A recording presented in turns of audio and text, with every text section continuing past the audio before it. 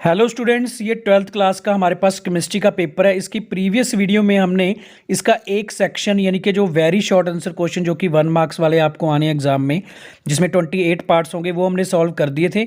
आज हम करने वाले हैं इसका सेक्शन बी जो 2 मार्क्स वाले क्वेश्चंस हैं। तो हमने इसके सॉल्यूशंस पहले से ही यहाँ पे जो है वो नोट कर रखे हैं। अभी आपको स्क्रीन पे इसके सॉल्यूशंस दिखाई देंगे। तो ये क्वेश्चंस हैं जो एक बार आप देख लीजिए यहाँ से, और इसका पीडीएफ भी मैं अपने टेलीग्राम चैनल पे जो है अपलोड करने वाला हूँ। तो हमारा जो फर्स्ट क्वेश्चन है वो न्यूमेरिकल है। Let the mass of water be 100 gram, इसको हम W1 लेंगे। और mass of a non electrolyte हमने 2.1 ग्राम W2 ले लिया। मोलर मास M1 हमारे पास 18 ग्राम आ जाएगा, जो कि molar mass of the water है। और M2 हमने कैलकुलेट करना है। तो इसमें lowering in a vapour pressure का फॉर्मूला हम अप्लाई कर देंगे। नंबर ऑफ मोल्स कैलकुलेट करने के बाद हमारे पास जो मोलर मास यानी कि M2 है वो 57.456 ग्राम पर मोल के इक्वल हमारा आंसर आ जाएगा। मतलब ये हमारे 2 मार्क्स का फर्स्ट क्वेश्चन है। तो इसके बाद देख लेते हैं हमारा सेकंड क्वेश्चन क्या है। सेकंड क्वेश्चन का क्या आंसर बनेगा। सेकंड क्वेश्चन हमारे पास the molar conductance of solution increases with dilution. मतलब मोलर कंडक्टेंस का क्या होगा अगर हम डिल्यूट कर दें सॉल्यूशन को हमारे, while it specific conductance decreases with dilution. Dilution करने से स्पेसिफिक कंडक्टेंस डिक्रीज हो जाती है, बट मोलर कंडक्टेंस इंक्रीज हो जाती है। When the solution is in the diluted, तो इसका मतलब जो है कंडक्टेंस डिक्रीज कर जाएगी ऑन डिल्यूशन के बाद। जो आयंस है जो वो फ्रीली मूव करने लग जाएंगे सॉल्यूशन में। तो नेक्स्ट क्वेश्चन है हमारा अब फर्स्ट ऑर्डर रिएक्शन एक न्यूमेरिकल है, जिसमें के की वैल्यू हमारे पास है 5.5 मल्टीप्लाई 10⁻⁻⁴ पर सेकंड के इक्वल। तो टी हाफ यानी कि हाफ लाइफ पीरियड हमने कैलकुलेट करना है।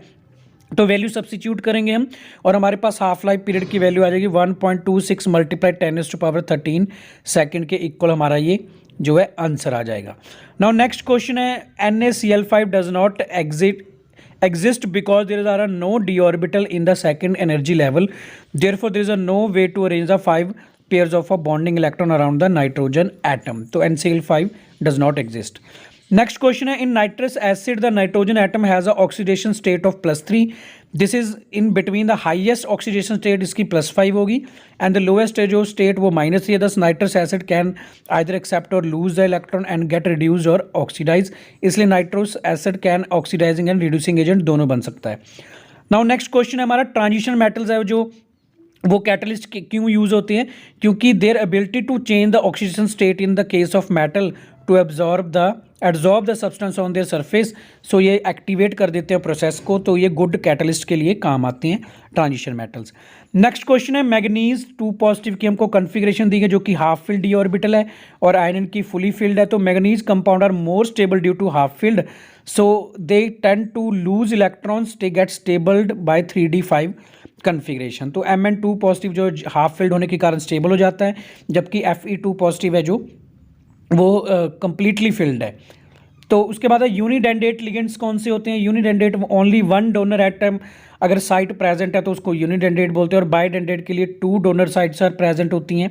और इम्बिडेंट लिगेंड के लिए ligands can coordinate to central metal through different sites हैं इनकी, जैसे कि नाइट्रो ग्रुप है एक, तो जिसमें नाइट्रो ग्रुप में नाइट्रोजन और ऑक्सीजन दोनों डोनर बन जाती हैं।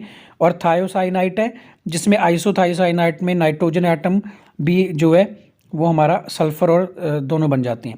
नाउ लास्ट क्वेश्चन हमारा है 2 factors concentration of reactants rate of reaction increases of the, मतलब कौन से फैक्टर्स रेट ऑफ रिएक्शन को इफेक्ट करते हैं। तो कंसंट्रेशन होगी, एक टेम्परेचर हो गया, नेचर ऑफ रिएक्टेंट्स, और इसमें एवरी 10 डिग्री सेल्सियस टेम्परेचर में ये डबल हो जाती है रिएक्शन। तो प्रेजेंस ऑफ कैटलिस्ट भी, surface of the reactant, effect of radiation, ये सभी इफेक्ट हैं जो रेट ऑफ रिएक्शन को इफेक्ट करते हैं। तो ये था हमारा देखो बी सेक्शन, जिसमें हमने 2 मार्क्स के सारे क्वेश्चन जो है वो अटैम्प्ट कर लिए हैं। इसके बाद अब हम जो है 3 मार्क्स वाले जो कि हमारे नेक्स्ट सी सेक्शन होगा और डी सेक्शन के क्वेश्चंस वो हमारी अगली वीडियो में अपलोड करेंगे, क्योंकि वीडियो थोड़ी बड़ी हो जाती है। तो अगर आपने हमारी पिछली वीडियो नहीं देखी है तो मैं आपको जो इसका आई बटन में लिंक दे दूंगा, और डिस्क्रिप्शन में भी इसका लिंक दे देता हूँ।